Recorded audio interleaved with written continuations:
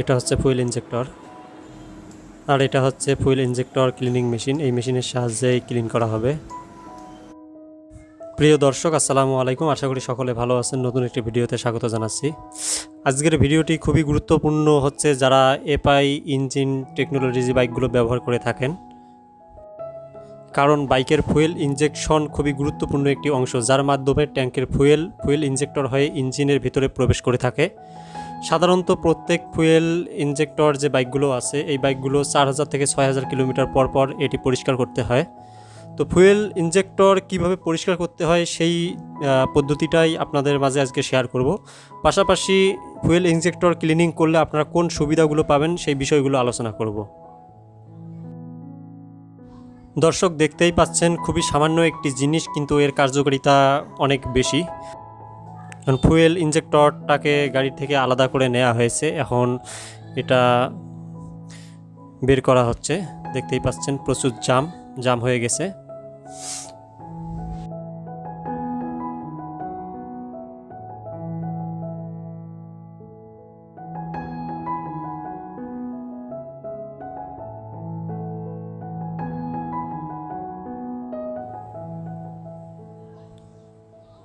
অবশেষে ফুয়েল ইনজেক্টরটাকে আলাদা করা হলো।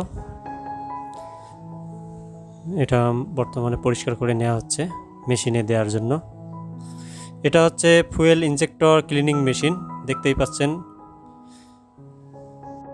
এই মেশিনটি সব জায়গায় আপনারা পাবেন না, শুধুমাত্র অফিসিয়াল যে শোরুমগুলো আছে এই শোরুমগুলোতে এই মেশিনটি পাওয়া যাচ্ছে। তবুও সব অফিসিয়াল শোরুমে পাওয়া যাচ্ছে না। দেখতেই পাচ্ছেন প্রথমে ফুয়েল ইনজেক্টরটাকে তাদের মেশিনের মধ্যে ঢুকানো হচ্ছে। ইনজেক্টরটি স্থাপন করা শেষ হলে এখন উপর থেকে চাপ প্রয়োগ করা হচ্ছে যাতে এটা নড়াচড়া করতে না পারে।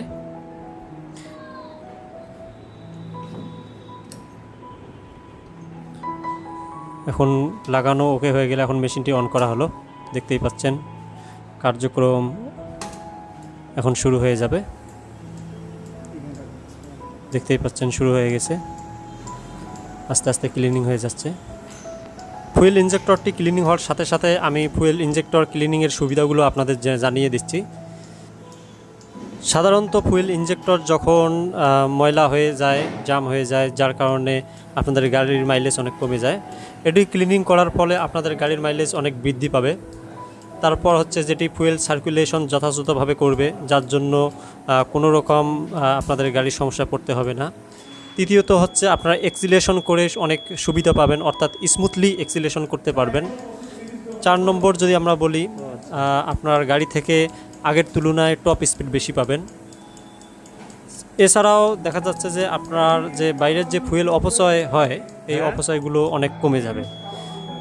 এই মোটামুটি এই কয়েকটা বেশ কিছু সুবিধা রয়েছে, আরও কিছু সুবিধা আছে।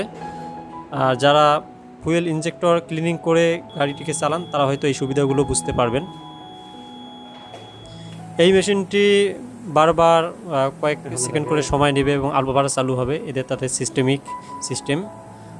এভাবেই মেশিনটি তাদের মেশিনারির মাধ্যমে ফুয়েল ইনজেক্টরটি ক্লিন করে থাকে।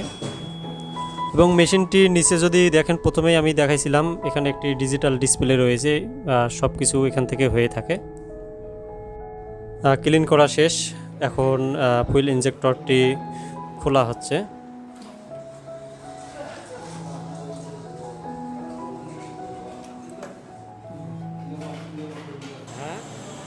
আবার সেই আগের মতো করে গাড়িতে স্থাপন করা হচ্ছে ফুয়েল ইনজেক্টর। 3 মাস তো আগে হওয়া লাগে না।